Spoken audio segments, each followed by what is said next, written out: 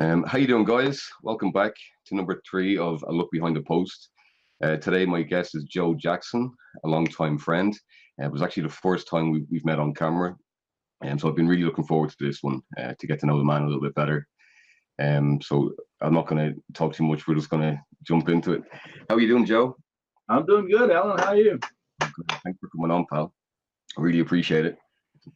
I've been, as I said, I'm really looking forward to this because I think we've been Facebook friends forever, and we talk a lot, maybe in the groups and stuff. But I don't think we've ever had a one-on-one kind of conversation like this. So I'm looking forward to getting to know you a bit. You're all the way from Illinois, right? Is it Illinois? Yeah. Because I tell you what I'm thinking of doing. I was only thinking of it last night. I'm going to put a map behind me, and I'm going to put a pin every time a guest comes on. I'm going to put a pin where they are and try and take over the world with pins. Yeah, I'm right in the center of Indiana, Indianapolis. That's kind of a horsey country, is it? Have I got that completely wrong? Of course, we got a lot of farms. Yeah. A lot of farmland around. Yeah, well, actually, I'll let you give a little bit of background because I know there's a little bit of farming kind of history. Which I know you mentioned you had a barn. Oh no, sorry, it was a bar. It wasn't a barn, was it? Yeah, I had a bar for a little while. Yeah. Well, why don't you just let the people at home just know a little bit more about you? Okay, fine. I come out of the active Navy and went to work for the Navy as a civilian back in the mid '70s, and ended up retiring from that career and when I was 46 years old, mainly because certain circumstances worked out that I was able to retire. I retired a little early, and I left that career, and then I went into I bought that bar called McShane's. It was an Irish bar, and I had it for a few months, but I kind of decided I was on the wrong side of that bar. Right. That's the hardest work I believe I've ever done in my life. So I left that, and I did a stint as a pest control technician for a couple of years, and quit that, and then I went full-time online marketing, and I wrote a couple of books about the pest control, and I got them on Amazon Kindle now, and I've been pretty much since that time. That was back in 2002, I believe it was. And I ended up incorporating in 2007. And I've just been working at different things since then. I've got a lot of affiliate websites that I market remote control toys, scuba diving equipment, and pest control products, and my books. And then I got I put this internet marketing thing to make money online thing niche off for a long time, and I finally got with Steve Dordill and started into it from there. I had a few network marketing businesses back through the 70s and 80s. Yeah. And I did pretty good with a couple of them. I did very bad with a few of them too. So, it's up and down there. But I didn't want to get back into that when I went online. So that's why I went with my own products and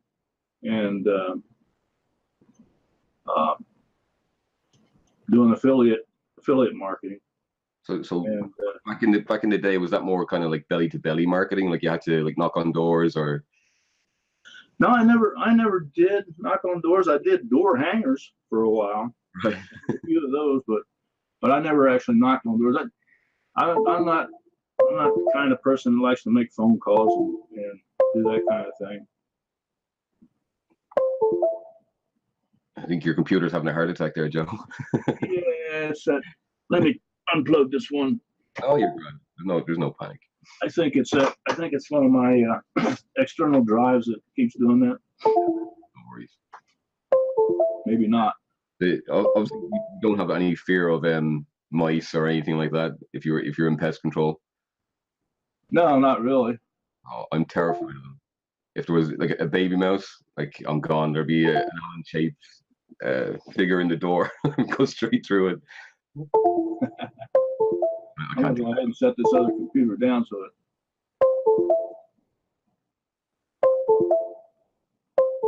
doesn't do that. That's a that. different computer. You're all right. These things happen. That's the beauty of working from home, right? Yeah. Yeah. Are you married, Joe? No, I'm in a relationship. We've been together for over 25 years. Oh, yeah, you might as well be married. Yeah, pretty much. She must love you to put up with you. Well, I think she finds it hard sometimes. Oh, I think everyone finds it hard to put up with us men. We don't because we don't grow up. Our Yeah, toys get bigger. that's pretty true. Yeah, I see the picture behind you of the Corvette. I'm a bit of a car guy. I love the Corvettes. Yeah, I've had a few of the classics over time. I had a '69 Corvette for a while, Uh, and I, cool. I'd love one, but we don't have the roads for them here in Ireland. Yeah, No, I don't. I'd love a Dodge Charger, but they're too big. It wouldn't fit down the streets here. Yeah, I when I had the bar, I actually had a gal come to me and say that her father had died, and he was an Irishman. And back in the '50s, he had taken a trip.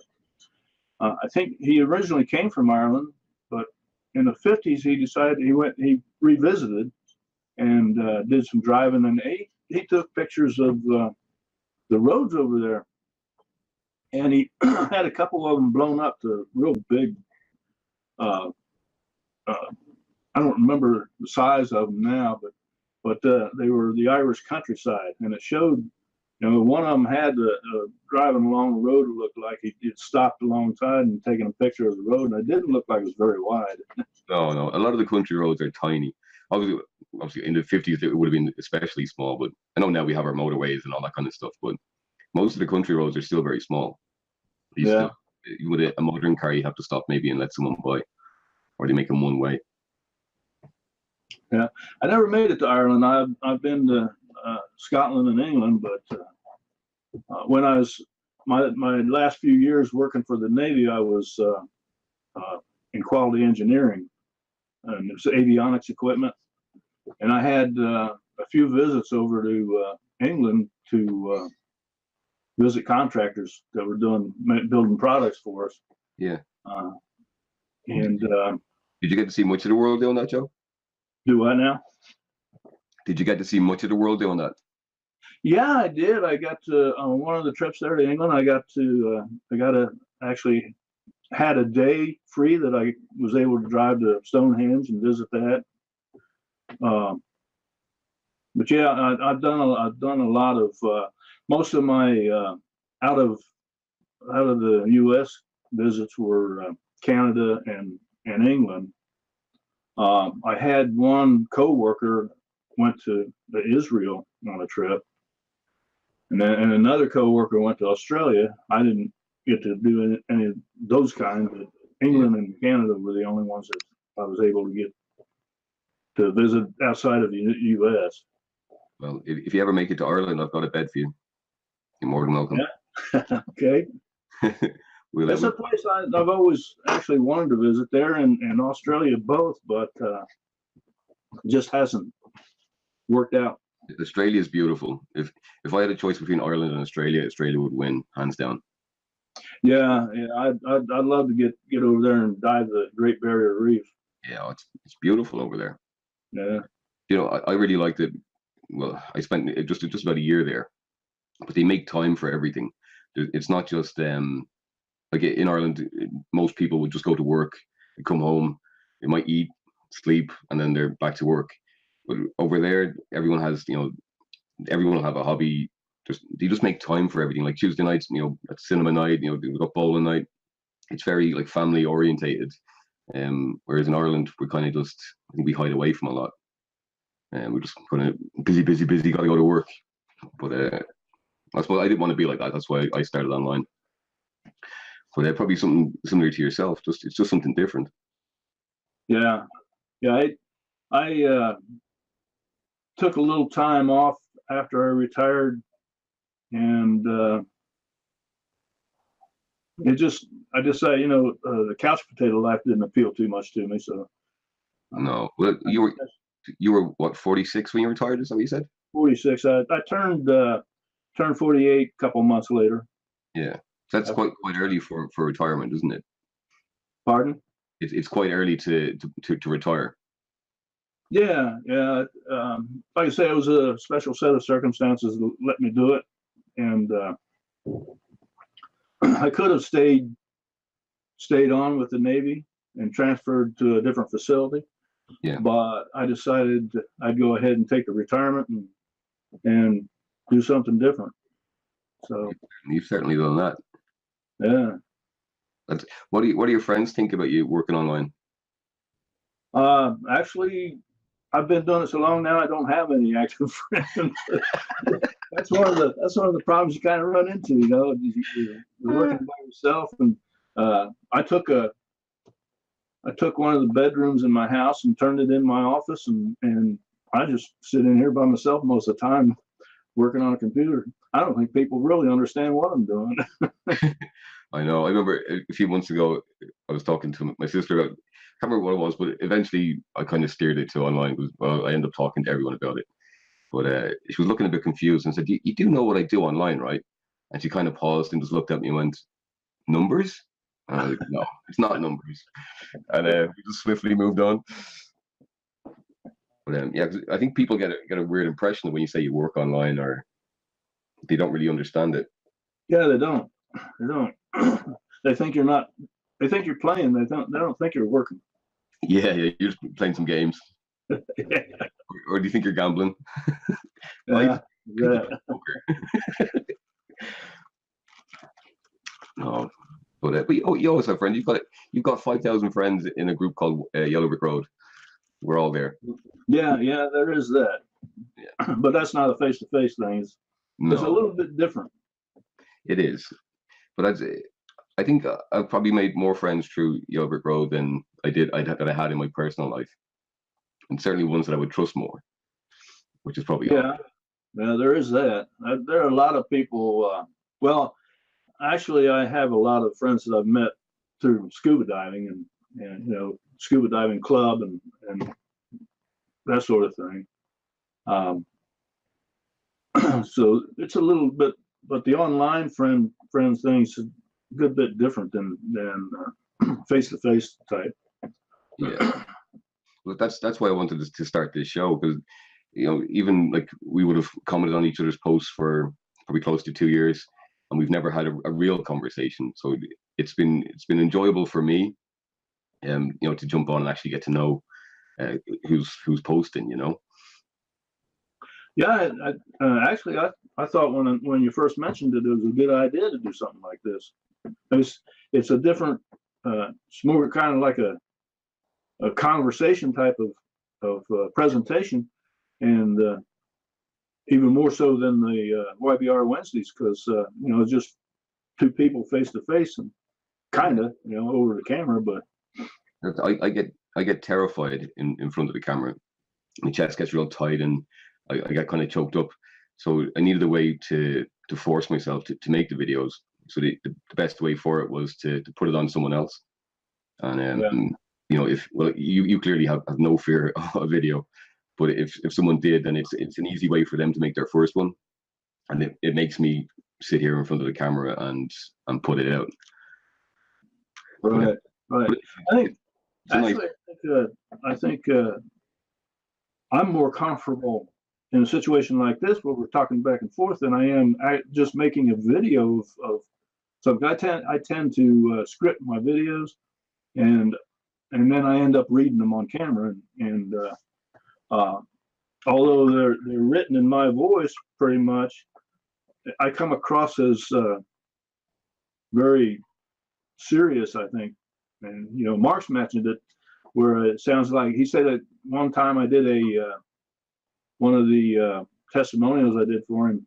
He said it sounded like I'm reading it, and of course you I kind of am, because I script it beforehand, so, but you just, I don't know, I don't loosen up when I do a script like that. I've kind of think I need to get away from that, and yeah, it's something that Colin was talking about, get into the just kind of ad-libbing rather than scripting. Yeah, well, I remember at the start I used to try and script them, but I could never. I'd end up stumbling over more words because I'd be going, well, how am I going to fit that other piece in? And eventually, you're just staring at the camera, then you're not saying anything. So I just sit down now and press record, and whatever happens, happens. Yeah, I think I'm beginning to think that's a better way to go. I always had my script sitting there on the screen, and I could check it out, but you just don't come across as being natural when you do that. And I think being presenting yourself naturally is a much better way to do things, better presentation. Yeah, that's why I think like these are just conversations. They just happen to be recorded, and it's nice for other people to see them, or maybe people are interested. I don't know, but I'll keep making them. If as long as people keep want to come on with me, I'll keep making them. Yeah, well, I imagine you're going to have a pretty good list of people. There are a number of them. They're just in Yellow Brick Road who would be great for something like this. Yeah, but a lot of people, especially ones that would be maybe a little bit quieter, they go, "Yeah, I'd like to do that." But then when they get that message saying, "Go, hey, I'm free tomorrow," it's when they go, "Oh no, I can't do it." So it's just that's what I'm here for. I'm gonna hold their hand and just pull a little conversation out of them. Yeah. Because you come across lovely on camera. Like you're not serious, and your posts aren't serious. You post a lot of funny stuff. Oh yeah. I've been accused of being a comedian a few times. Well, you'd have to be if you bought an Irish bar. You'd have to be. Well, yeah. Actually, that bar was very popular Irish bar back in the 70s and 80s. And when I bought it in the 90s, the community was no longer Irish, so it wasn't. I bought it with the idea of bringing the Irish pub atmosphere back, but the community by that time had changed the neighborhood. Yeah. And I wasn't really able to do that, so I had to be a little different, more just to try and do a neighborhood bar, but it didn't work out like I wanted it to. Yeah, I'd imagine running a bar is probably one of the most stressful things you could ever do. Oh yeah, you got to put in a lot of hours. Basically, if it's open, you pretty much got to be there. Yeah. And I found it was very difficult to keep help. Employees. I'd hire a bartender, for instance, and they tell them, okay, be here tomorrow, and they wouldn't show up. Yeah. And one time I hired a waitress, and she came in for a week, and I never seen her again. She never even came back to get a paycheck. No way. You might see this and come back now, Joe. You owe me $80. Right. Yeah. I'm not a big drinker, so I'd be the worst customer in your bar unless you had some nice food. But yeah, I remember seeing a video of another online marketer who owned a bar, and he took them back to the spot and kind of showed people around. But the way he described it just seemed like the most stressful thing on the planet. I just wondered why people, when you think about online business and then traditional brick and mortar business, the stress levels are huge in brick and mortar businesses compared to online business. Yeah, they really are. But obviously I can see you're bored behind you. You plan everything out? Oh, actually, I do. I just, when I get an idea in my head, I'll jot it down on the board, and so I don't lose it. Yeah. I tend to lose things real quick if I don't make a note of them. I should get myself one of them. I'm very forgetful. Yeah. I'm too easily distracted. I think if I'm working on one thing, I have to try and block everything else out. Oh yeah, I understand that. I'm a bit like a squirrel. I was like, "Ooh, look at that." Yeah, I get that way. I get hung up on Facebook. I got so many grandkids and great grandkids, and by the time I'll get to looking through their posts, and by the time I know it, the day's almost done, and I've actually got nothing accomplished. Yeah. It's difficult sometimes to get away from that. Yeah, but I've learned. I had well, I wasn't the best. I had a bit of a break, so I wasn't feeling the best. So I literally turned everything off for about 2 months, and after I felt better not being on Facebook. Um, I think it's a drain on people.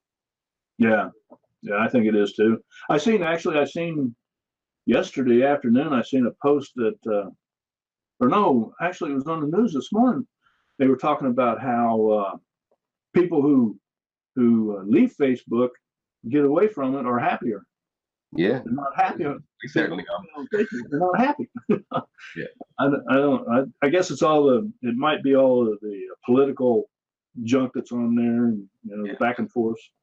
I think people come to expect, oh, I'm going to put this up, and I need to get 50 likes, or I need to whatever. And then when they don't get them, they're like, well, what's wrong? Was that picture wrong? Or, well, I shouldn't have shown that, or I shouldn't have said that.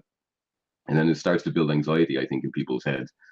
Whereas you just need to be you. I know it's different if you're using it for business purposes to connect with people. I think people forget that everyone's real. Yeah, yeah. I have a excuse me. I have a group page on, and also have a business page. And the business page I post to about every day, but the group pages haven't done anything on there for a long time, and it really never took off. So I've kind of abandoned it, I guess. But Yeah. my business page, I'm pretty active. Yeah. I visit at least once a day. And Facebook took my business page away. They did.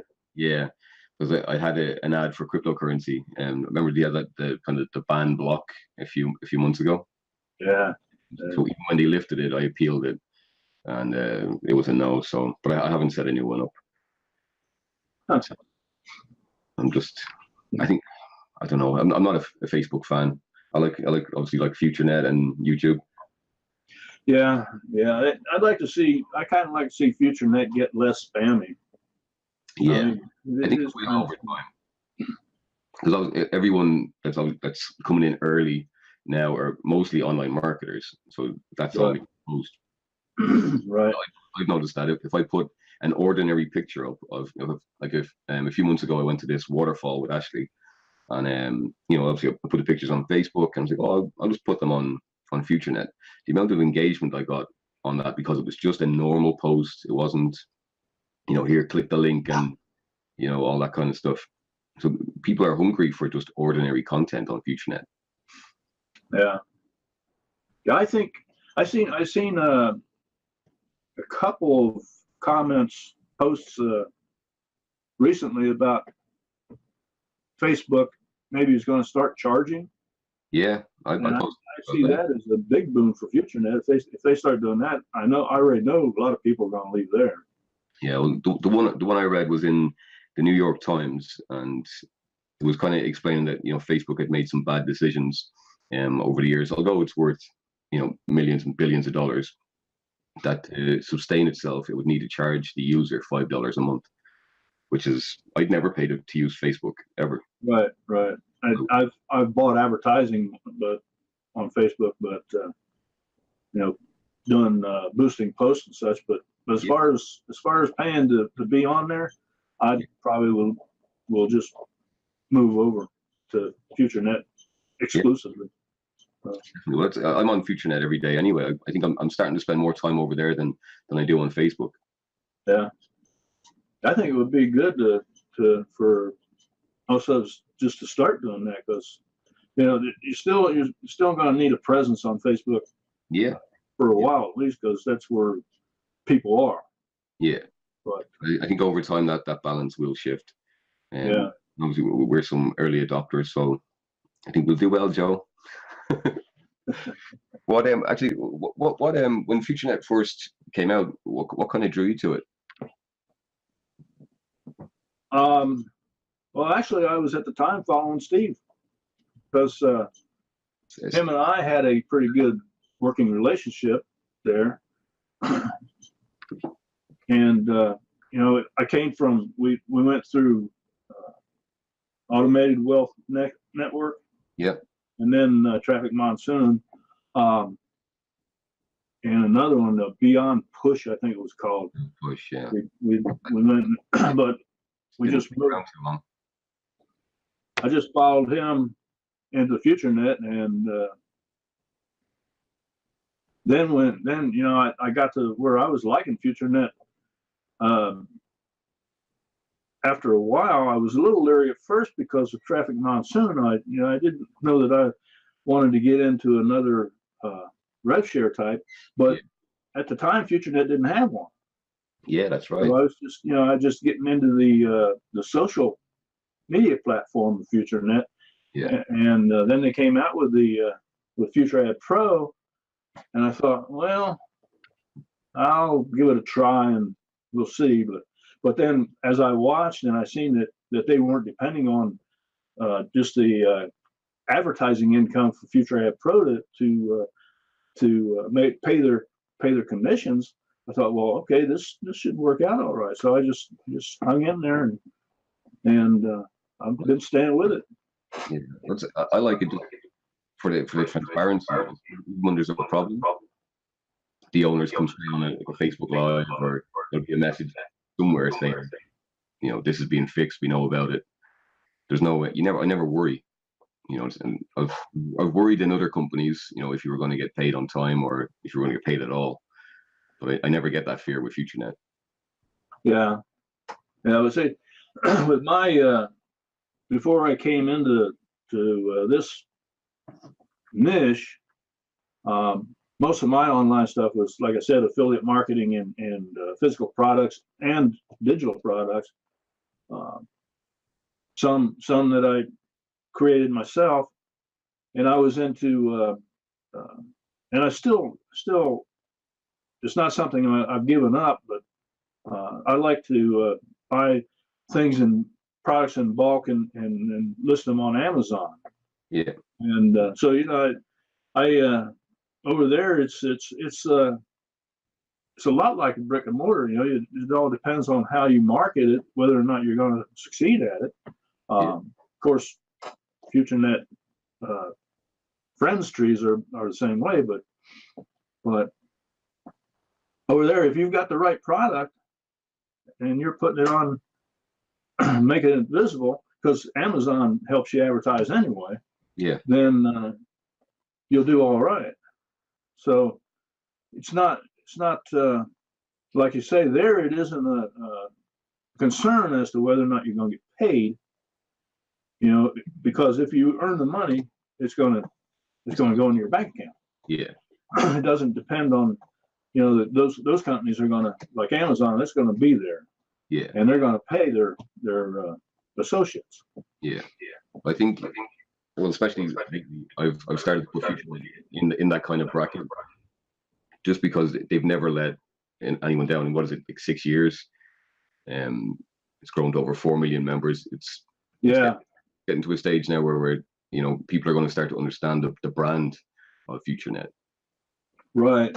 And they've got so many things going on. It's I find sometimes that it's hard to even keep up with what they're working on, what they're doing. Yeah, well, that's so many projects. But I'm going to, once the new platform launches, I'm going to be doing daily videos and doing my best to kind of make it, a little bit of FutureNet news, and then this is my business, and see what happens. Yeah. But I did for a while. I did a lot of studying in the copywriting field, and I took a number of courses for that. And from what I've seen, a good mix is when you're talking about your videos on the marketing, or on FutureNet.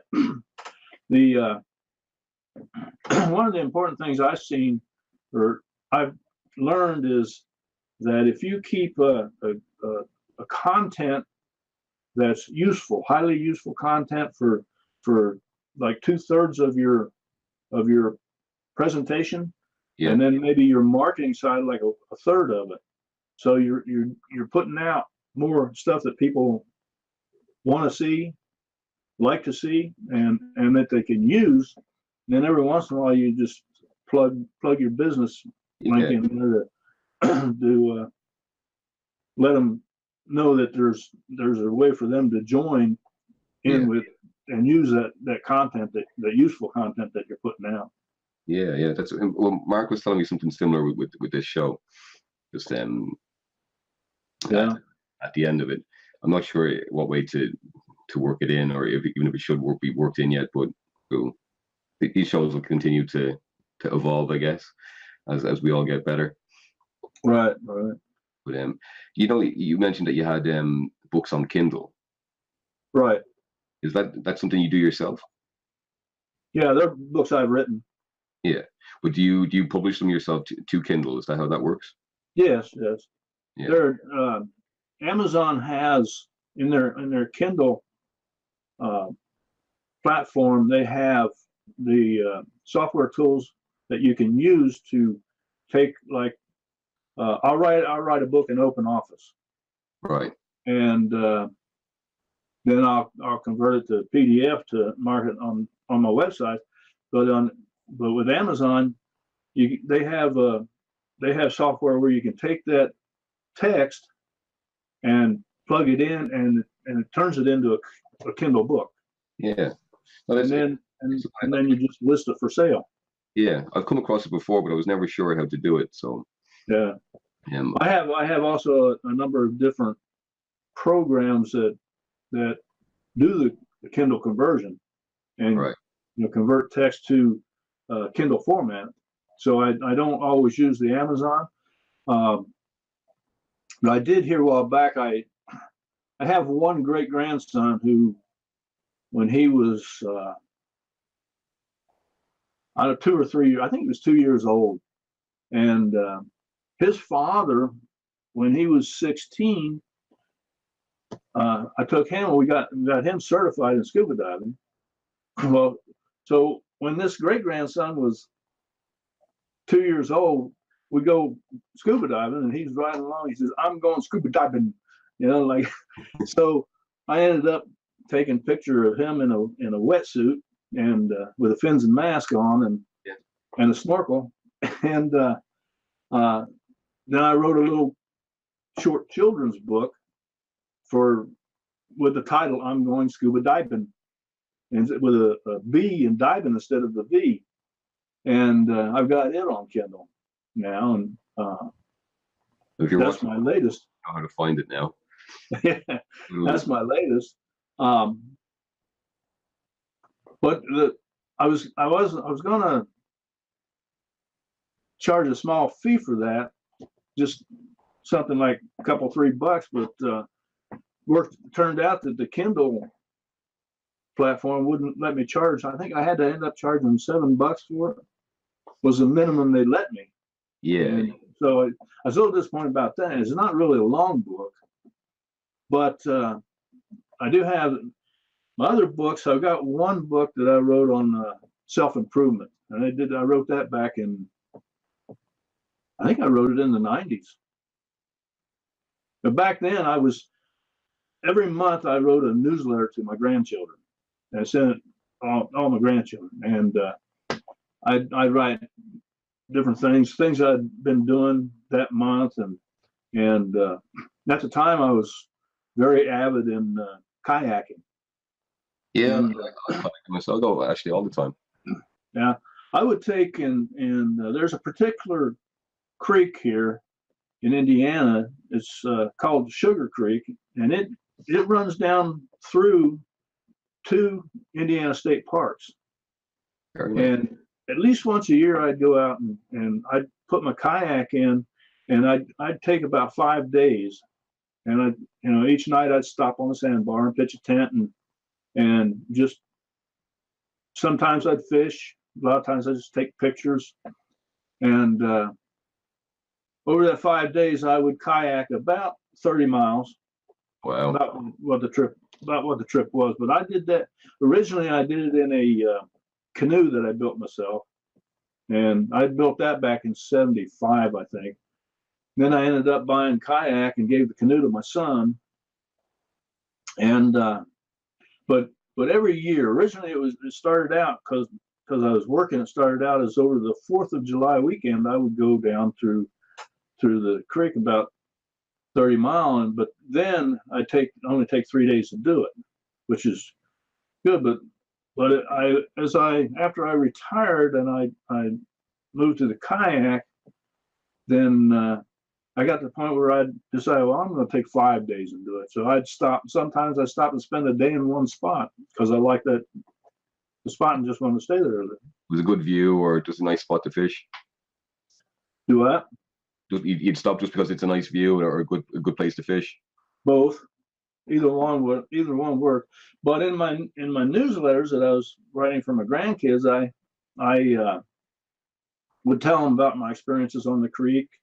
I would tell them, and during my time working for the Navy, I did a lot of conventions, self-improvement, personal improvement conventions, and that kind of thing. So I'd write to them about what I'd learned from those, and all that eventually turned into my self-improvement book that I wrote. And when I went to put that together, I thought, well, I've got all this content that I've been writing to the grandson and to the grandkids, and it all applies pretty much. Yeah. So it's a really nice idea for your grandkids. It's even the next generation that comes, they're going to have that. Right. They have that. I haven't done that for a while, but and I don't think that all of my grandkids actually read it. Yeah. But I do know that my daughter, every month, my daughter would sit down with her kids and they would read that every month as soon as they got it. So yeah. She used that as part of she homeschooled her kids. All right, that's cool. So I don't know if she actually made that part of the curriculum or yeah. or not, but I know she did read it. They did sit down and they'd read that newsletter every month. Yeah, well, the grandkids probably look forward to it now. Pardon? Your grandkids probably look forward to it now every week. You're sitting down. No, I don't send it to them anymore. I haven't done that for a while now. I got away from it because I got so busy doing other things that I no longer do it. I suppose I could send it to the great grandkids, but my grandkids have it there. They can share it with their kids. Yeah, that's what I mean. It's going to continue to be shared, which is really nice. You don't hear any stories like that. Right. Is it just they didn't all value it, I don't think, but I know my daughter's kids did. Yeah, but and well, it's not. I don't want to make it a sad talk, but sometimes these things aren't valued until you're gone, and then everyone will want it. I don't want to be morbid there, but you know what I mean. Things are usually appreciated more after the fact. Yeah, that kind of thing. Yeah. I remember Jim Rohn. I used to listen a lot to him, and he talked about keeping a journal. And everywhere he went, he bought the leather-bound blank journals. And everywhere he went, anytime he'd think of an idea or something, he would write it down. And he talked one time about being in a town where he was on business, and he was out walking one day, and he heard music, the choir singing from a church. So he went in, and he sat down. He got to listening, and he listened to the sermon. Well, the whole time that he was listening, he was writing stuff down because he was getting ideas. And he said people were looking at him, and he's sitting there writing, and then he says, they kept looking at me, but I got it all right here in my book, my journal. And he said, my journal is very private. He says, people won't see it, but it's all there. And I suppose that after he died, you know, I imagine his kids probably seen what was in his journals. But, Yeah, and it's probably really nice for them to have. Yeah. Jim Rohn was quite a charismatic man, I would have said. Certainly he had a lot of stage presence. Right. And he had a huge following. So I'd imagine getting a look inside of his journals would have been extremely interesting. Oh yeah, I'm sure there's a lot of value in those things. Yeah, yeah. There's going to be a few nuggets there that no one even got to hear him say, or Right, right. But is it just you've one son and one daughter? Is it? Yes. Nice. Actually, I have two, and my lady has two, and each of us have a son and a daughter. Yeah, yeah. That's cool. So you just had Thanksgiving. So would you have had a big family over for Thanksgiving? Would they all come and see you? No, not normally for Thanksgiving. I go out to Arizona to my mother's, and I wasn't able to do that this year. So we just went to one of her nieces, my lady's nieces, went to her house and had Thanksgiving this year. we usually have a big get together here for Christmas dinner.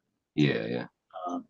This year, I think instead we're going to go down to Kentucky, and that's where her daughter lives, and all of her kids. So we'll probably go down there. Looks like for Christmas, and just spend Christmas in Kentucky. That sounds like a plan. I'd have to go to my mom's for Christmas dinner. It's the only time I eat my mom's cooking is Christmas dinner. The rest of the year we give it a pass.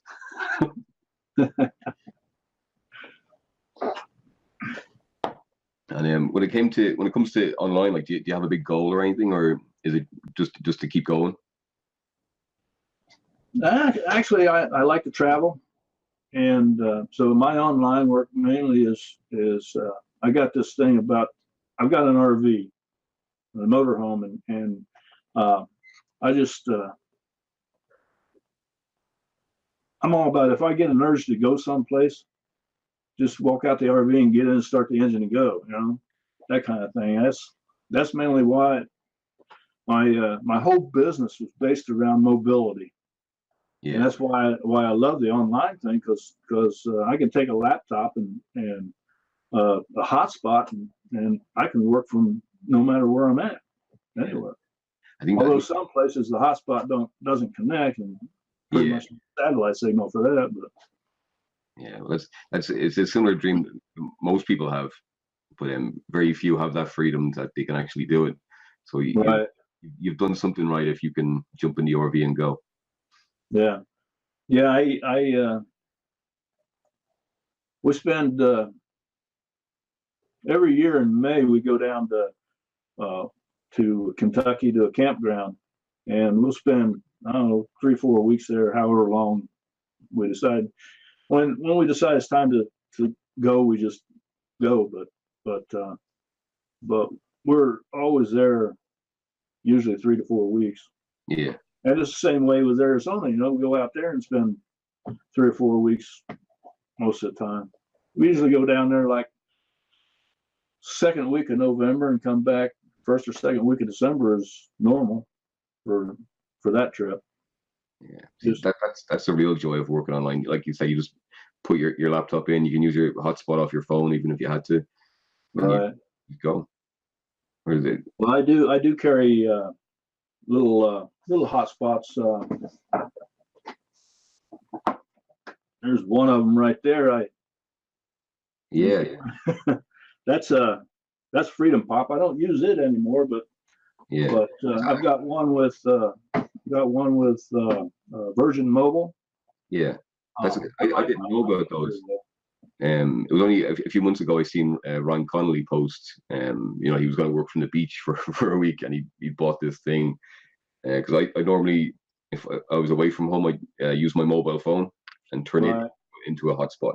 But obviously they work a little bit slower than what anyone would be used to. So to have that hotspot's probably better. Yeah, these excuse me, these hotspots that I use, I just strictly hotspot, and if I can get a signal, I can connect. Sometimes it's a little weak, so it'll be slow. But I usually the Virgin Mobile I use most of the time, because that one I don't have to have a contract, so I can just activate it whenever I'm getting ready to go someplace. Yeah. So it's like a pay-as-you-go thing, is it? Yeah. I don't know what it is now. Originally, it was like $40 for so many gigabytes, 6 gig or something like that. Yeah. And just a lot of Facebook time. well, actually, when I'm on the road, I don't really spend a lot of time online, because I'm seeing sites. Yeah. But for things like working with logging into FutureAd Pro and taking care of business there, that doesn't take up a lot of data. So that 6 gig will last me usually while I'm gone. Yeah. And now, if I went full time, then if I was full time RV, then I'd be here for a week and headed someplace else for the next week probably, or every few weeks, because I'd want to have enough time in one spot to see the scenery. But then I would probably have a full time hotspot. Yeah. And Verizon has one of those, which you can get. Is that what you'd like to happen in the future? That's something that I've it's been one of my goals for a long time, just full-time RV. But it's difficult because I have the house here, and I keep playing around with the idea of maybe renting it out, and I already know that can be a headache too, but like the bar was. Yeah. Probably less of a headache than the bar, but yeah, probably a headache nonetheless. Yeah, because people just don't take care of your property. They don't, if you're lucky, you can get somebody who actually does. But is there agencies or anything I know in Ireland here, you can give your home to an agency and they take care of everything. Yeah, there are real estate agents that will manage it for you. There are actually property management businesses that I could have take care of it. And I've thought about that too. I just haven't gotten to the point where I made that decision. Well, hopefully it's coming soon for you. Yeah, it's a thought. Yeah, it's a good thought though. So I know, like when I was in Australia, and I think America's quite the same, because they're massive. Like you'd never, even if you dedicated your life to it, you'd probably still never see everything. Right. And that's why, I used to, when I was working for the Navy, I did a lot of flying. I was on a plane probably just about every week. I was going somewhere, because that was the nature of my job. But now I like to drive, because there's so much to see that you miss if you're flying. Yeah, big time. Sure, it takes longer to get to, like, it takes me 3 days to get to, my mom's out in Arizona. But what I see, and every time I go the same route, but I always see something different. Yeah. And I'm always taking pictures along the way, and just the memories are just amazing. Memories never stop coming in new when I'm driving like that. Yeah, well, that's I like going on long drives, and it's probably the only time I'm 100% relaxed, because there's nothing else to think about. Only whatever's in front of you and whatever comes to you. Right. So your memories, you go, oh, I remember we stopped over there, and obviously if you're with someone, you'll have a conversation about it, and it's nice. And just nothing else matters. There's no phones. There's no laptops. Nothing. Right. Just gives you ideas too. Gives me ideas of things to write when I'm out traveling like that.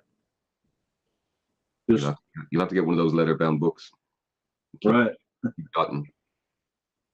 Yeah. There's a lot in my self-improvement book. There's a lot of content that comes from my kayaking on the creek. It's just watching. Like one point, I was just drifting along. I like to do that a lot, just not paddling, just let the creek carry me. And I come around this corner and I happen to look up, and there's a bald eagle sitting on top of a tree, and he was watching me. Oh, and so I wrote. There's some content in that book about that experience. So actually, after this, I'm going to go look it up. Do what? After this, I'm going to go look your book up. Oh, it's something okay. I didn't know you did. Yeah, some of them are listed on. I have a website, joejackson.info, that lists some of the books. If you go there, you can find them, and they'll take you to Amazon. Yeah, I'll put a little link under the video, Joe, and then maybe if someone's watching it, they'll go click to check it out. Yeah, and if you see, I can't think of the term right off. There is a thing that Amazon has where if somebody's a member of it, they can go read these books for free. Right. Well, maybe if someone's watching, they can let us know in the comments. Yeah. I wouldn't be a huge online shopper. I like working online, but I tend not to buy too much online. Yeah. I'm different. I try to do everything online nowadays. Yeah. It's crazy that you can have everything delivered to your door. Right. Well, I don't do that necessarily. I do buy a lot of products on Amazon. But having things delivered to my doors, it doesn't quite fit in with the mobile mindset. Yeah. Right. Because I do have some nutritional products that are delivered on a automatic ship. Every once in a while. Because when I made the order, I got a set price, and the price never goes up, and it's always free shipping too, because I'm on the auto ship. But when I go full time, that's going to become a problem. So I'm going to have to rearrange that, and I expect it'll cost me more to get the products. Are using PO boxes and all that jazz. Yeah. No, but it's a good goal to have, just to be able to head off. Well, I do belong to one RV club that I can have all my mail sent to their headquarters. They have a mailing department that will take the mail and send it to you wherever you're going to be. Just let them know where you're going to be next week, and they'll send all your mail to you. And that way you've got it. Your address becomes the box in their mailing department. Yeah, that's handy. Yeah, you can. There are ways to do that kind of thing. Yeah. Or of course, I could probably always have it sent to my daughter's house or my son's house, and have them forward it on to me. Yeah. But it seems like you have it all figured out. You just need to pull the trigger. Yeah, well, it wasn't difficult to figure out because my parents were full-time RV when my dad died back in '97. They were living in a fifth wheel at the time, and they spent all their time, most of it out in Nevada, because Dad really liked playing casinos. So they go down to Laughlin, Nevada, and they spend a week there, and then they go up to Las Vegas and they spend a week there, and then they go to Pahrump, Nevada, and spend a week there, and then they go back to Laughlin, and they do that all winter long. Then in the summer, they'd come back to Indiana to my grandmother's house. Well, it's a house that they had bought for my grandmother. Yeah. To live in, and they come back so that they take care of Dad would take care of cutting the grass and any maintenance that needed doing and such on the house.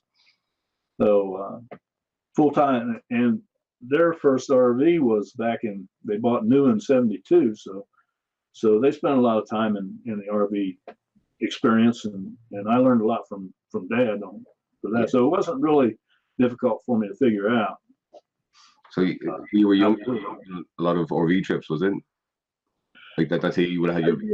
I didn't do a lot. I did a few.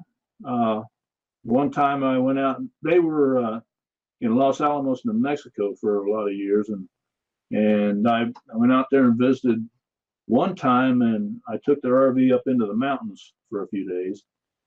And another time we went out there, and I stopped at my brother's in Illinois, and him and I drove out to New Mexico, and well, we stopped on the way and picked up my sister in Colorado Springs, and then we went down to Los Alamos, and we got in the RV and drove to over to Vegas.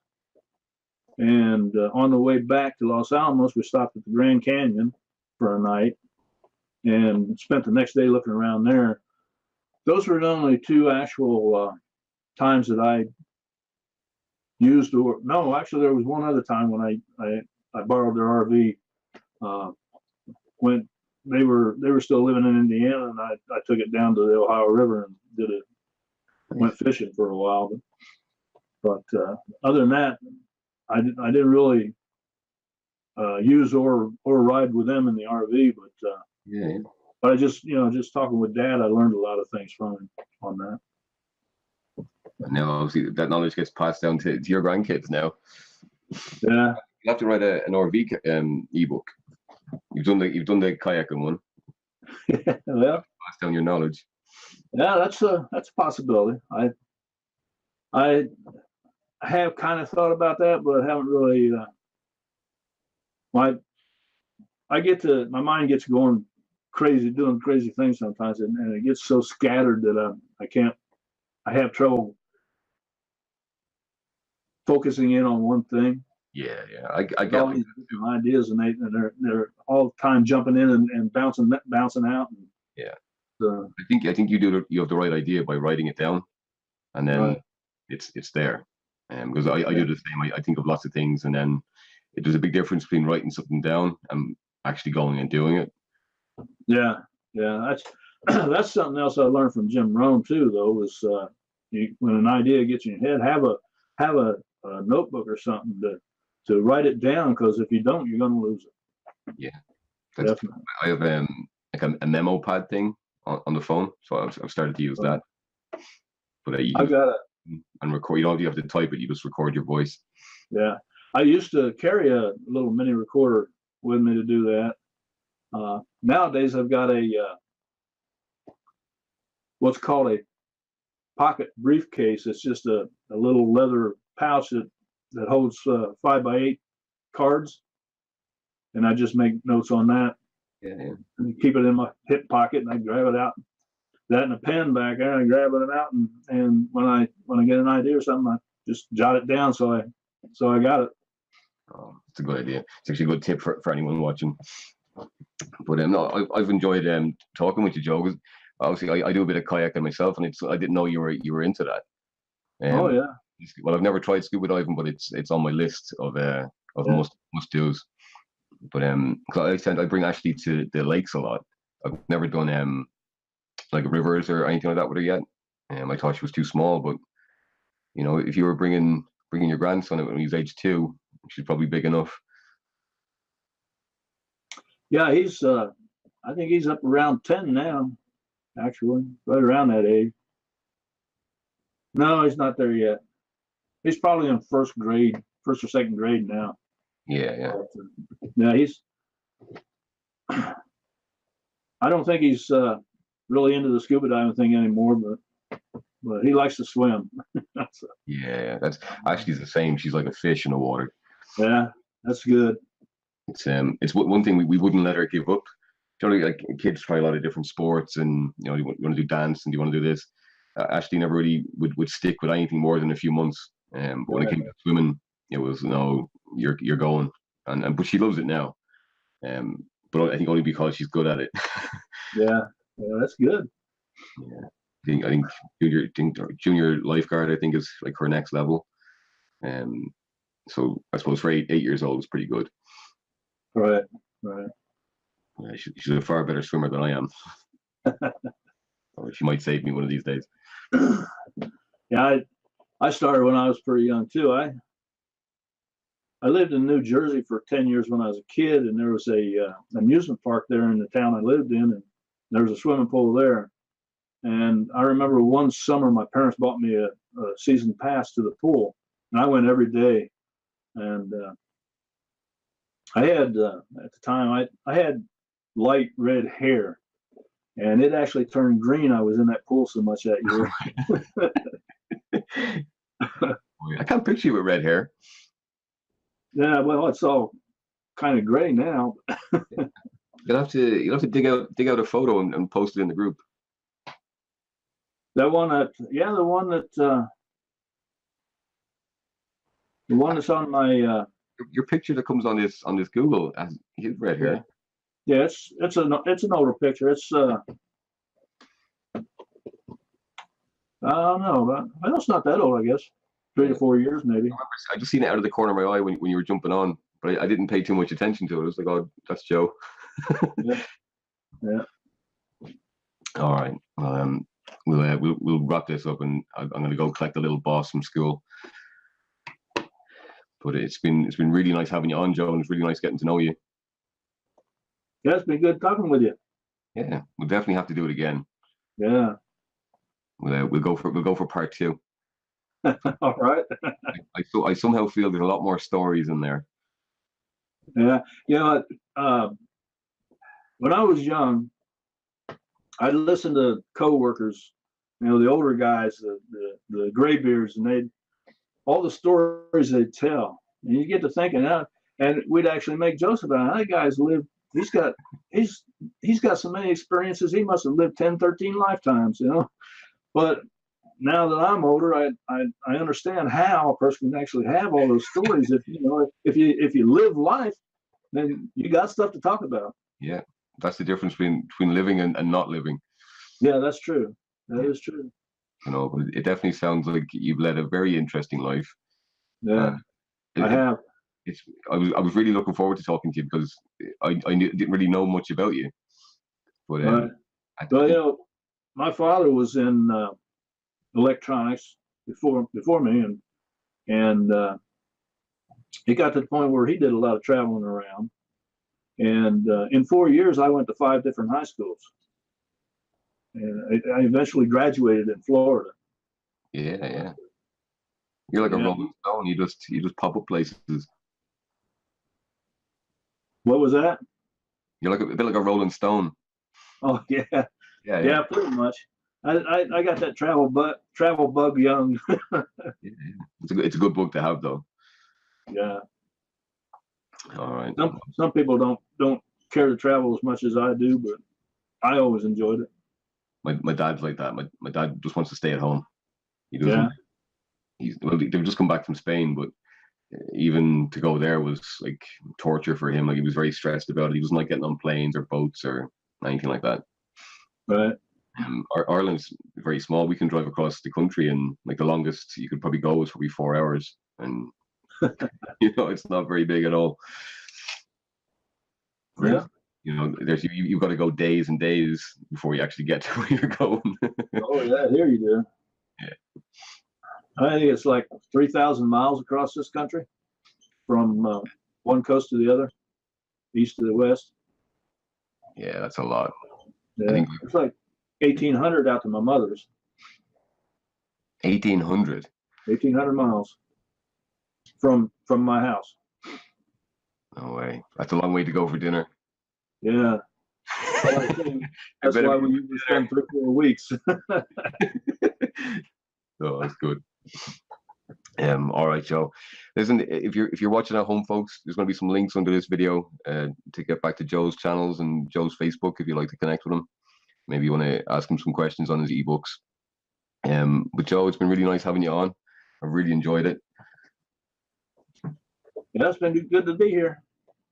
No, let's definitely do it again. I think after a couple of these, I'm gonna do like kind of group ones. I'd love to get you on a group one. We all just kind of swap some stories and have a natter. Okay. Yeah, I could probably talk a little bit with Colin about wildlife, huh? Yeah, yeah. Well, that's what I'm thinking. I'm thinking like maybe the 10th one, it'd be nice to get some of the guests from the previous ones to jump on and actually get to meet each other, because we're all in the same circle of friends. Yeah. Yeah. As well as me getting to know everyone, it'd be nice if everyone got to have a chance to talk to everyone. Right. Just an idea. That'd be good. Just an idea. We'll see how it goes. All right, guys.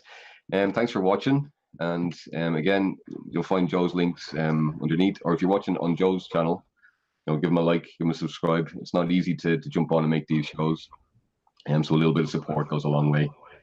And until next week, I will see you then. Thanks, guys.